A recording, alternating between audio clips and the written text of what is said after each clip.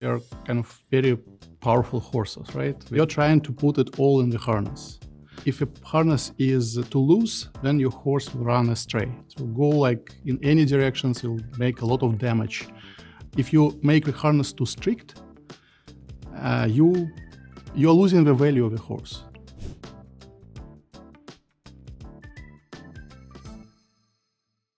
I'm here with Eugene Steinberg and Maxim Fatit as CTO of Temporal and CTO of Grid Dynamics. Welcome. Thank you. Thank you for having us. Thank you. So, Eugene, could you walk us through what types of problems Grid Dynamics encounters on a day-to-day basis in the AI space? A lot of them. So we are engineering first enterprise AI partner. And we are working with Fortune 1000 companies on actually building their AI capabilities, bringing it forward, putting them to production. Large spectrum of different solutions and problems which we are encountering in search and personalization, in AI for employee productivity, in data and AI platforms, physical AI, all of that. And of course, when we are developing our agents and harnesses and agentic platforms, we always encounter the last mile problem. Now you've proven that your AI exists. Your agents are working great. How to put them to production, how to make them work reliably at scale.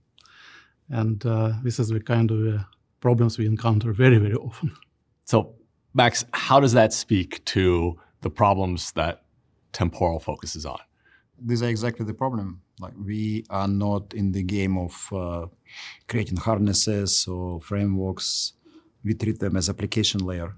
And the idea of Temporal is that we practically make any application reliable and resilient and scale out of the box and without many changes to the application itself.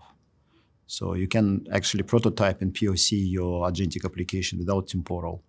And then you can port it to Temporal without big changes and run it practically add this resiliency as I wouldn't say as an afterthought, but it's certainly much easier than in any other approach. Eugene, can you tell me about what most enterprises get sort of fundamentally wrong when they're going and building AI applications? That's a great question. And many enterprises, when we are building solutions with them, they are focusing very much on the workflow itself, on the prompts, on the user experience, on the actual flow of the workflows and agents. And typically, the scale, reliability is left as an afterthought. And when you have a very underestimated gap between what you have in your pilot and what it takes to go to production, especially at scale in a large enterprise.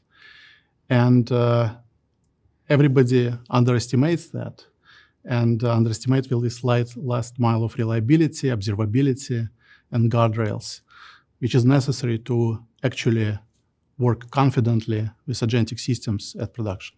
So it sounds like taking production as an afterthought is a mistake. It's a bad idea. Yes, you have to think about it from the very beginning of your project. What types of costs have you seen in folks who did production as an afterthought? Maybe Max. I think what happens is that people think about production. They just don't think it in the right way, right? They kind of try to put all the reliability into the application as a main concern. And it's certainly not easy, especially after you have a POC. There is practically a huge chasm between any POC code and production code. And Temporal certainly makes it easier, right? Like through the power of durable execution, that gap is much lower, right? Because but you still need to think about your architecture and what to use and how. But we clearly see people who adopt Temporal, it allows them to focus on business logic much more than on the plumbing. So, Eugene, you draw this distinction between the agent and the harness. Could you tell me more about how you think about that at Grid Dynamics? Yes. You see, like the word harness means something, right? So if you compare the modern frontier models, they are kind of very powerful horses, right? They have their own wheel. They try to kind of go somewhere. and you're trying to put it all in the harness. And if a harness is too loose, then your horse will run astray. It will go like in any directions. It will make a lot of damage. It will try to go where it wants to go, but on the way, you don't even know where it goes. If you make the harness too strict, you're losing the value of the horse. It just becomes your power, which drives you along. And so many teams are creating agents, calling them agents, but in reality, what we are doing, we are building workflows, and we are constraining LLMs to the point that they almost lose the value of adaptability and flexibility, which those models are bringing. And other teams are creating the agents without additional security and harness and real capabilities. And that, as I said, leads to many of the very unexpected production problems. And this is why you have to understand the nature of your problem and choose, are you building agent or you're building a harness for a free thinking agent, right? So are you building a workflow or a free roaming agent? So this is the big difference. And when you're building the system, it really helps you and you understand what you're building at the end of the day. That makes sense. So you need to take a principled approach to thinking about whether you're building an agent or a harness. Max, at Temporal, how do you see people making that distinction? I think I had a little bit different idea around that. I like the way you describe that with the horses and stuff, but for me, kind of agent is just more like core of it, just practically this very simple agentic loop, which is all about just conversational history, LLM calls, and tool calls. And harness is mostly what defines what tools are available, how context is managed. Obviously, a lot of restrictions about tool execution. And especially for coding agents, harness takes care of sandboxing and kind of all sort of restrictions around what's available, what's possible, what's not possible to call. So just a lot of security stuff. So for me, kind of harness is what lives around the agent and again, restricts it and makes it usable for any production use. And also other part, we would say we see a lot of distributed harnesses now. Because again, if you have a sandbox and you need to survive failure, that these agents kind of need to migrate from one machine to another, be passivated, activated, there is checkpointing involved, like file system.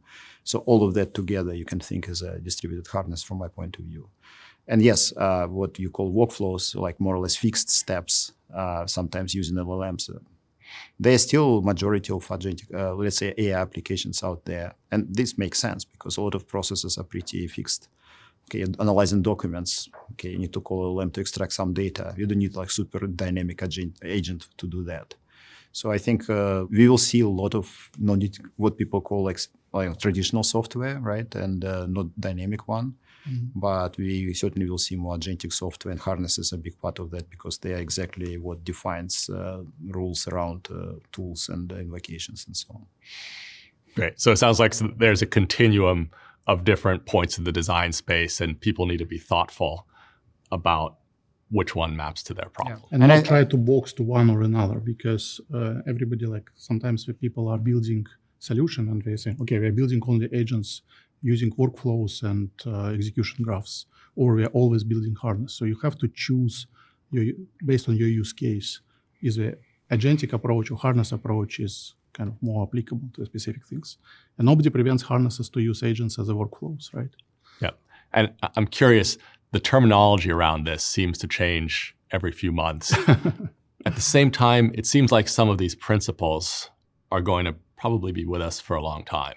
I'm curious if either of you have thoughts on that. At the end of the day, it's all about distributed system design, right? So nothing was invented here which is generally kind of absolutely new and not seen in the industry. The real genuine difference is the decision-making which happens in the runtime by the agent and choosing different tools in different paths. But at the end of the day, it's a problem of building a reliable distributed system. And this is where Temporal can help a lot of taking the burden of this reliability off my shoulder to his shoulder. I would suggest that Temporal is something new in the history of distributed systems.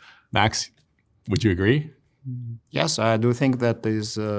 It's interesting because temporal is a new thing. It's certainly a new paradigm. But if you think about it, temporal didn't invent any new kind of system-level distributed system abstractions. It's not like new algorithm replacing Paxos or something, right? Not new kind of distributed hash table. I would say it's a new developer experience thing, right? Because it practically packaged existing complexity of distributed system, and through durable execution, which is practically developer-facing abstraction, allow to kind of move those things from application layer to platform level. And it can hide even more. So it just allows us to hide more and more complexity below that. But it's mostly around hiding. It's abstraction which allows us to hide. It's like transaction, right? Transaction hides a lot of complexity, but it's a kind of very high-level abstraction, right? We got very concrete implementations of it. So the same thing for durable execution. Temporal is very concrete implementation of that. Yeah. Got it. So as Eugene says, there's no new science here, but the packaging and the developer experience is new and transformative. Yes. Super. Eugene, tell us about the Temporal Agentic AI platform that you built at Grid Dynamics and what motivated it. Well, what motivated it is, as with any services company, we are working across many major clients, right? And what we find out is that when we engage with those clients, we start to build the same solution over and over again, and started to build this and address the same concerns over and over again. And when we look at the code which we are creating, we are finding out that maybe 80% of this code is not about the business logic which we need to implement, but about reliability, observability, and all the complexities of distributed computing, reliable, durable distributed computing, which you need to handle when you actually go to production. That motivates us first to find a solution which can take it off our shoulders, right? And we found a great match in Temporal because, as Max said, it really helps to remove all this code from your code base and shift it to something which is already proven in production at scale, and you can focus on what actually is needed for your customer, not on the infrastructure. Makes sense. Max, what made Temporal decide to work with Grid Dynamics on this agentic AI platform rather than, say, building it alone? I just think Grid Dynamics, they have real customers, real use cases, real production experience. And well, we talk to customers, but we really don't implement end-to-end solutions for them, right? And we help them. But Grid Dynamics is exactly the type of company which implements end-to-end solutions. And I think they're a perfect partner for that because they can give us feedback for our product. Eugene, I'd like to talk about what things were like before Temporal came into the picture, and in particular with agents. Yeah, it sounds like it was complicated, but could you just kind of give us the contrast? Yeah. The contrast is very simple. Like we were building a big agentic platform for one of the largest fintech systems in the world. And working with them, we already started to roll out some of the first agents and use cases to production. And in pilot, everything was very smooth, not without kinks, but we solved it. And all of a sudden, when we started to roll it out for the whole enterprise, we started to see a lot of the production outages, which is expected. Like we were in the nurturing period, we were fixing things. But when we started to look at the code, as I said, we started to see that big portion of the code becomes with reliability concerns like exponential backoff, retry policies, queues, some roll your own databases which store some state, and all this is fine. It even was working, right, in production at scale, and our engineers were very proud of it. But at the end of the day, we started to look like, okay, maybe there is a system which can remove code for us. because the code is, at the end of the day, we treat the code as liability, not as an asset. The less code you have, the less problems you have. And we found Temporal. And we managed to very quickly, actually surprisingly quickly, thanks to the developer experience of Temporal, move to Temporal platform for this customer. And all the next launches which we had were very smooth. We closed this gap between the pilot and production very, very quickly. And after that, we said, okay, we have to partner with those guys and we have to roll it out with the same approach. And we went to other teams who were struggling with the same problems in our company and said, guys, like, look at Temporal, try them out, roll them out, they are good. So that's a great result. I'm curious how your engineers feel. So these are very smart people, right, who built a complicated system. And then you come in and you use Temporal to take away the complexity. Sometimes you have to suspend your pride. Okay. Sometimes you have to admit that, Grid Dynamics is like, we have a very deep engineering DNA. We have people who can actually write the code with durability, with all these retry policies, with distributed state management. But this is not why customers are hiring us. Customers are hiring us to bring actual business results as fast as possible, as reliable as possible to production. And in this sense, we had to focus on what is needed for the customers and work with Temporal to offload these concerns to the infrastructure layer. And that is a very good decision, in my opinion, because that allowed us to build more, faster, and more reliable to our customers. So, Max, does this story mirror the story that you hear at other companies, at other Temporal customers? Kind of two types of adoption. It's an open source project. So a lot of adoption comes from bottoms up.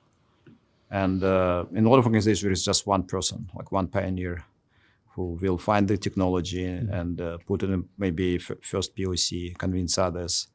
That is kind of one approach. We certainly see other, especially with more traditional enterprises, and especially outside of US, when there is kind of top-down mandate. But with Temporal, usually this top-down still goes to kind of, okay, engineers, look at this, and if you like it, we will talk. And at the end, it always comes from engineers. And the only time I saw people not adopting Temporal was exactly that, when we have too many engineers who have a lot of free time, and they're not focused on kind of end customer issues. Like we don't have like, let's say, source of truth, right? Like, okay, they just want to have their play these games, and they want to implement something themselves. But that probably was at the beginning. I didn't hear these stories for a long time, because I usually see engineers, especially experienced engineers, getting excited about the technology because it saves them so much time. Mm-hmm. The same story with us. That's how it happened with us as well. Like, one of our principal engineers working on this account found Temporal and said, like, I like it. It solves my problems. Let me try it. And that's how it started. So part of the narrative that's been going on right now is this idea that harnesses are super important, that we've almost gotten to the point where model quality is sometimes secondary to harness quality. Eugene, I'm curious, is this something that you're seeing, or what are your perspectives on it? I agree with that sentiment, but with a certain caveat. So when you're developing the agentic system, you have a model and you have a harness. And you can substitute the model. The new better model comes every day, and the kind of capabilities are quite honestly converging. They're all thinking, they're all multimodal, they're all quite great at their reasoning and other things. And harness is important because it gives them hands and tools and provides and skills and connects them to enterprise data. So you can substitute a model relatively easy. You cannot substitute a harness relatively easy. And of course, and if your harness is poor, no matter how smart your model is, you will not get your results. If your model is not that smart, you still will get some results using a good harness. Maybe not that impressive of what you expected, but not vice versa. So that's my perspective. Okay, that's interesting. It's a controversial area. Max, do you tend to agree or tend to disagree, or perhaps have a different perspective? I think there is bare kind of minimum like smartness of the model, after which it becomes useless anyway. Not a complete idiot. Yes. Right. But if model is like, I think most of the models at this time are good enough for majority of the applications. And yes, harness is how you put it in production, right?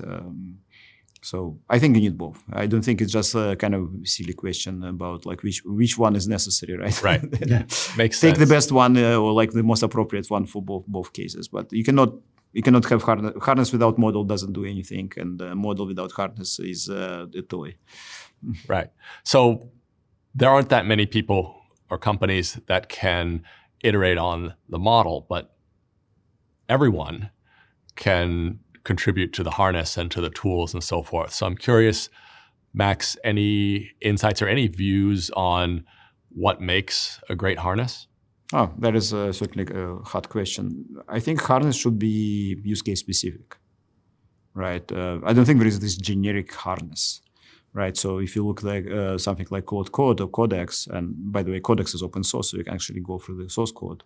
What makes them awesome coding tools, because they have all these rules around like specific set of tools to work with files, right? Paging files, reading files, and then like integration with shell, and then like all sort of rules about, okay, then not going sideways and deleting your like root partition. So I think that is what makes them really practical. So a lot of that is a lot of harness are very, very practical and very, very specific to the task.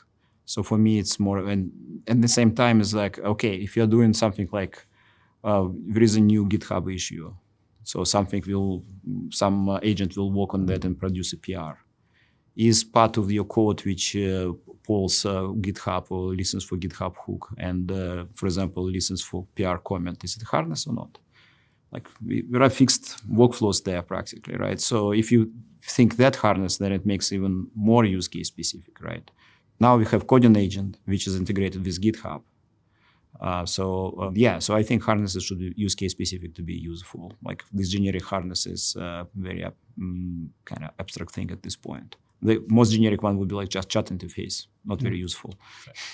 And this is what differentiates harnesses from agentic platforms. Agentic platforms are still trying to solve certain use cases, one size fits all. And harnesses are very specific to the exact environment. And if you saw any large enterprise from inside, it's messy. I mean, like tons of legacy systems, API endpoints which do not work. Everything is flaky. Data which is messy and self-contradictory. And great harness is tuned for this specific environment and knows how to deal even with legacy system with like freaking mainframes and other systems, emulating them, emulating API access to them, right? To provide the necessary tools and skills to agents solving the business problems. Got it. So it's tailored both to the problem and to the company and the teams that are deploying it. That's what makes those harnesses hard to build and quite unique for the specific clients. I'd love to hear about what you think is the most important architectural decision around fault tolerance for your platforms. Well, as I said, the most important architectural decision for fault tolerance in our platforms is not to do fault tolerance ourselves. We can build it. Can we build it better than Temporal? Given time, budget, and money, yes. Maybe, not maybe better, but maybe something approaching. But we have to focus on other things. We have to focus on bringing value to customers, as I said, and this is what's important for us. And that's why standardizing our platform on Temporal was a good decision. So I want to touch on another aspect of the reliability of AI-powered systems, and that is, given that the LLMs are non-determinist, how do you get them to do the right thing? For me, it's not a bug, it's a feature. because the big portion of the value which you are getting from reasoning agents is the ability to reason and adapt to the changing environments.